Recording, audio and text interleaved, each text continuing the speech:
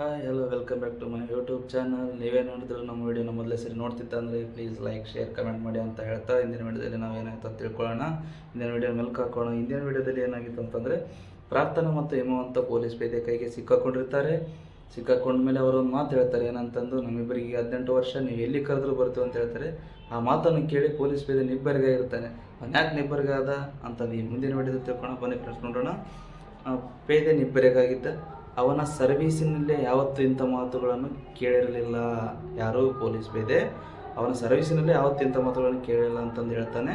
ಹುಡುಗನ ಮುಖವನ್ನೇ ಬೀದಿ ದೀಪದ ಬೆಳಕಿನಲ್ಲಿ ದಿಟ್ಟಿಸಿ ನೋಡ್ತಾನೆ. ಯಾರು? ಪೊಲೀಸ್ ಪೇದೆ. ಆವಾಗ ಅವನಿಗೆ ಜ್ವರ ಇದ್ದಿದ್ದೇನು? ಕಣ್ಣು ಮಾತ್ರ ಜ್ವಾಜ್ವಲ್ಯಮಾನವಾಗಿ, ಅಂದರೆ ಕಣ್ಣು ಮಾತ್ರ, ಅವನ ಕಣ್ಣು ಜಾಜ್ವಲ್ಯಮಾನವಾಗಿ ಉರಿಯುತ್ತಿದ್ದವು. ಹಿಮವಂತನ ಹೆಸರೇ ವಿಚಿತ್ರವಾಗಿದೆ ಅಂತಂದು ಅವನಿಗೆ ಅನಿಸುತ್ತೆ. ಹಿಮವಂತನ ಹೆಸರೇ ವಿಚಿತ್ರವಾಗಿದೆ ಅಂತ ಅನಿಸುತ್ತೆ ಪೊಲೀಸ್ ಪೇದೆಗೆ. ಅವನೇನು ಅನ್ಕೊತಾನೆ ಅಂತಂದರೆ, ಮೊದಲೇ ಗೊತ್ತಿದ್ದರೆ 7 ವರ್ಷಗಳ ಹಿಂದೆ ಹುಟ್ಟಿದ ಕೊನೆಯ ಮಗುವಿಗೆ ಈ ಹೆಸರು ಇಡಬಹುದಾಗಿತ್ತು ಅಂತಂದು ಹೇಳ್ತಾನೆ. ಯಾರು? ಪೊಲೀಸ್ ಪೇದೆ. 7 ವರ್ಷಗಳ ಹಿಂದೆ ಒಬ್ಬ ಮಗು ಹುಟ್ಟಿರ್ತವನಿಗೆ. ಆ ಮಗು ಹುಟ್ಟಿದಾಗ ಈ ಹೆಸರು ಇಡಬಹುದಾಗಿತ್ತು ಅಂತ ಅವನು ಹೇಳ್ತಾನೆ. ಅಲ್ಲಿಯ ತನಕ ಅದು ಕಾಯಿಲೆ ಇಲ್ಲ. ಯಾರು? ಮಗು ಅಲ್ಲಿಯ ತನಕ ಅದು ಕಾಯಿಲೆ ಇಲ್ಲ. ಏನಕ್ಕೆ ಕಾಯಿಲೆ ಇಲ್ಲ? 13ನೇ ದಿನದಂದು ಸತ್ತು ಹೋಗಿತ್ತು. ಆ ಮಗು ಏನಾಗಿತ್ತು? ಸತ್ತು ಹೋಗಿತ್ತು. ಅದಕ್ಕೂ ಜ್ವರಗಾಲವೇ ಬಂದಿದ್ದು ಅಂತಂದು ಹೇಳ್ತಾನೆ. ಆಗ ಪೊಲೀಸ್ ಪೇದೆ ಪ್ರಾರ್ಥನಾಳ ಕಾಲು ನೋಡ್ತಾಳ. ಆ ನೋಡಿದ ಟೈಮಲ್ಲಿ ಅವಳ ಹೆಬ್ಬೆರಳು ಒಡೆದು ನೆತ್ತರು 2ನೇ ಬೆರಳಿಗೂ ಹರಡಿತ್ತು. ಏನಾಗಿತ್ತು? ಅವಳ ಹೆಬ್ಬೆರಳು ಹೊಡೆದಿತ್ತು. ಆ ಬೆರಳಿನ ನೆತ್ತರು ಐತಲ್ಲ, ಅದು 2ನೇ ಬೆರಳಿಗೂ ಹರಡಿತ್ತು. ಅವನಿಗಿಂತ ಹೆಚ್ಚು ದಣಿದಿದ್ದಾಳೆ ಅನ್ಕೊತಾನ ಅವನು. ಯಾರೋ? ಪೊಲೀಸ್ ಪೇದೆ. ಓಕೆ, ಇವರು ಪ್ರೇಮಿಗಳಿರಬೇಕು. ಯಾರ ಮನೆಯ ಮಗಳು ಅಂತ ಒಂದು ಕ್ವಶನ್ ಮಾರ್ಕ್ ಬರುತ್ತೆ. ಇದು ಮಧ್ಯರಾತ್ರಿ, ಹೀಗೆ ಸಿಗುವ ಕೇಸೇ ಅಲ್ಲ. ತನ್ನ ಮಗಳು ಹೆಚ್ಚು ಕಡಿಮೆ ಇದೇ ವಯಸ್ಸಿನವಳಲ್ಲವೇ ಅಂತಂದು ಅವನು ಅನ್ಕೊತಾನೆ. ಯಾರು? ಪೊಲೀಸ್ ಪೇದೆ. ಅವನ ಮಗಳು ಕೂಡ ಹೆಚ್ಚು ಕಮ್ಮಿ ಇದೇ ವಯಸ್ಸಿನವಳೆ ಅಂತ ಅನ್ಕೊತಾನೆ. ಓಕೆ, ಹೆಚ್ಚಿನ ವಯಸ್ಸಿನವಳೆ ಅನ್ಕೊತಾನೆ. ಮಿಸ್ಸಿಂಗ್ ಕೇಸ್ ಕೂಡ ಕೊಟ್ಟಿರಲಿಲ್ಲ ತಾನು. ಅವಳು ಓಡಿ ಹೋದ ದಿನ ಕೋಣೆಯ ಬಾಗಿಲು ಹಾಕಿಕೊಂಡು ಇವನು ಒಬ್ಬನೇ ತುಂಬ ಹೊತ್ತು ಹತ್ತಿದ್ದ. ಯಾರು ಹತ್ತಿದ್ರು? ಇಲ್ಲಿ ಪೊಲೀಸ್ ಪೇದೆ ಹತ್ತಿದ್ದ. ಏನಕ್ಕಂತಂದರೆ, ಅವನ ಮಗಳು ಕೂಡ ಓಡಿ ಹೋಗಿದ್ದಳು. ಯಾರ ಜೊತೆನೋ ಓಡಿ ಹೋಗಿದ್ದ. ಅದಕ್ಕೆ ಅವನು ಒಬ್ಬನೇ ಕೋಣೆ ಹಾಕ್ಕೊಂಡು ಬಾಗಿಲು ಹಾಕ್ಕೊಂಡು ಅಳ್ತಾ ಇದ್ದ. ಮಗಳು ಹಿಂದೂರಿಗೆ ಬಂದಾಗ ಅವಳು ಹೊಟ್ಟೆ ತುಂಬ ಬಸುರಿ ಇದ್ದಳು. ಯಾರ ಮಗಳು? ಇಲ್ಲಿ ಪೊಲೀಸ್ ಪೇದೆ ಮಗಳು ಓಡಿ ಹೋಗಿದ್ದ. ಅವಳು ಹಿಂದಿರುಗಿ ಬಂದಾಗ ಹೊಟ್ಟೆ ತುಂಬ ಗರ್ಭಿಣಿ ಇದ್ದಳು. ಬಂದ ಕ್ಷಣ ಅವಳು ಏನಂತಾಳೆ? ಅಬ್ಬಾಜಾನ್ ಅಂತ ಕರೀತಾಳೆ. ಅಂತಂದು ಕರೆದು ತನ್ನನ್ನು ತಬ್ಬಿಕೊಂಡು ಎದೆಗಲಕ್ಕೂ ಅಳ್ತಾಳೆ. ಅವಳ ಮೇಲಿನ ಮುನಿಸೆಲ್ಲ ಮರೆತು ಬೇಟಿ ಮೇರಿ ಪ್ಯಾರಿ ಬಚ್ಚಿ ಅಂತಂದು ಮೈದಡಿ ಸಮಾಧಾನವಾಗಿ ಇಳಿಯುತ್ತಾನೆ ಆಕೆಗೆ. ಯಾಕಂದರೆ ಮಗಳಲ್ವಾ, ಮಗಳು ತಾನೆ, ಎಷ್ಟೇ ಆಗಲಿ.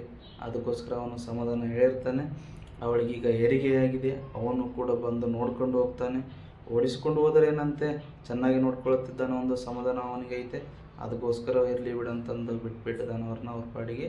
ಅವ್ರು ಚೆನ್ನಾಗಿದ್ದಾರೆ. ಹಾಗಾಗಲಿ ಅದೇನೇ ಇರಲಿ. ಓಕೆ, ಚನ್ನರಾಯಪಟ್ಟಣದಿಂದ ನಡೆಸಿಕೊಂಡು ಬಂದೆ ಅಂತನಲ್ಲ ಇವನಿಗೇನು ಹುಚ್ಚ ಅಂತಂದು ಹಿಮವಂತನೇ ಕೇಳ್ತಾನೆ. ಆಗ ಹಿಮವಂತ, ಪ್ರೀತಿಗೊಂದು ಶಕ್ತಿ ಇರುತ್ತೆ. ಏನು? ಪ್ರೀತಿಗೊಂದು ಶಕ್ತಿ ಇರುತ್ತೆ, ಅದನ್ನು ಪರೀಕ್ಷಿಸಿಕೊಳ್ಳೋದೇ ಹುಚ್ಚೆ. ಆದರೆ ನಮ್ಮಿಬ್ಬರಿಗೂ ಹುಚ್ಚು ಅಂತಲೇ ತಿಳ್ಕೊಳ್ಳಿ, ಆಯಿತಾ? ನಮ್ಮಿಬ್ಬರಿಗೂ ಹುಚ್ಚು ಅಂತಲೇ ತಿಳ್ಕೊಳ್ಳಿ. ವಿಪರೀತ ಚಳಿ, ನಾವು ಮನೆಗೆ ಹೋಗ್ತೀವಿ ಅಂದ್ಬಿಟ್ಟ ಹಿಮವಂತ. ಆ ಟೈಮಲ್ಲಿ ಏನಂತಾನೆ, ನಿಮಗೆ ಹುಚ್ಚಂತ ತಿಳ್ಕೊಳ್ಳಿ, ನೀವು ಪ್ರೀತಿಗೊಂದು ಶಕ್ತಿ ಇರುತ್ತೆ, ಅದನ್ನು ಪರೀಕ್ಷಿಸಿಕೊಳ್ಳುವುದು ಕೂಡ ಹುಚ್ಚೆ. ಆಯಿತು, ನಾವೀಗ ಮನೆಗೆ ಹೋಗಬೇಕು ಅಂತಂದು ಹೇಳಿಬಿಡ್ತಾನೆ. ಆಗ ಪೊಲೀಸ್ ಪೇದೆ, ಹೋಗೋ ಮರಯ್ಯ, ಏನು ಪ್ರೀತಿನೋ ಎಂಥ ಶಕ್ತಿನೋ, ಸರ್ವತ್ನಲ್ಲಿ ಹೆಣ್ಣು ಮಗುನ ನಡೆಸ್ಕೊಂಡು ಕರ್ಕೊಂಬಂದಿಯಲ್ಲ, ತಲೆ ಸರಿ ಇಲ್ಲ ನಿನಗೆ. ಪೇದೆ ಒಟಗುಟ್ಟು ಒದ್ದನೆಯಲ್ಲಿ ಸ್ವಾಗತಕ್ಕೆ ಬೀಳ್ತಾನೆ. ಏನಂತಾನೆ? ಏನೋ ಪ್ರೀತಿನೋ ಶಕ್ತಿನೋ ಓಕೆಪ್ಪ, ಆದರೆ ಇಷ್ಟೊತ್ತಿನಲ್ಲಿ ನೀನು ಹೆಣ್ಣುಮಗನ ಕರ್ಕೊಂಬಂದಿರೋದು ಯಾಕೆ ನನಗೆ ಸರಿ ಅನ್ನಿಸ್ತಾ ಇಲ್ಲ ಅಂತಂದು ಅವನು ಒಟಗುಟ್ಟುವುದರಲ್ಲಿ ಹೇಳ್ತಾನೆ. ಹೇಳಿದಾಗ ಅವನ ಕೈಯಲ್ಲಿದ್ದ ಬೀಡಿ ಹಾರಿ ಹೋಗಿತ್ತು. ಆಗಲೇ ಏನಾಗಿತ್ತು? ಕೈಯಲ್ಲಿದ್ದ ಬೀಡಿ, ಪೊಲೀಸ್ ಪೇದೆ ಕೈಯಲ್ಲಿದ್ದ ಬೀಡಿ ಹಾರಿ ಹೋಗಿತ್ತು. ಅವರಿಬ್ಬರು ಅವನನ್ನು ದಾಟಿಕೊಂಡು ನಡೆದವರು. ಅವನು ಪೊಲೀಸ್ ಪೇದೆಯನ್ನು ದಾಟ್ಕೊಂಡು ನಡ್ಕೊಂಡು ಹೋಗ್ತಾರೆ.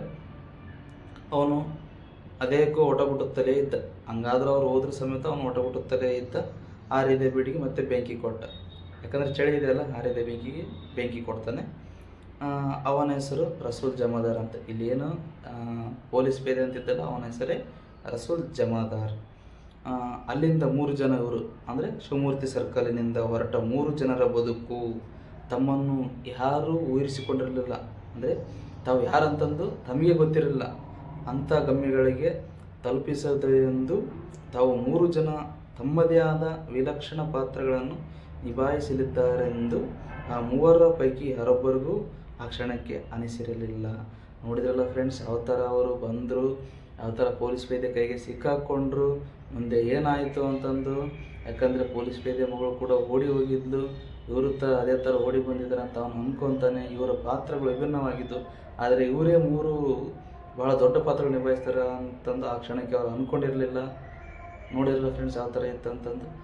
ಇದಾಗಿತ್ತು ಇವತ್ತಿನ ವಿಡಿಯೋ. ಇಂತಹ ವಿಡಿಯೋನ ನೀವು ಇನ್ನೂ ಹೆಚ್ಚು ನೋಡಬೇಕಂತಂದರೆ ನಮ್ಮ ಚಾನಲ್ಗೆ ಸಬ್ಸ್ಕ್ರೈಬ್ ಮಾಡಿ ಅಂತ ಹೇಳ್ತಾ ಇವತ್ತಿನ ವಿಡಿಯೋನ ಮುಗಿಸೋಣ. Have a nice day. Thank you for watching. Bye bye.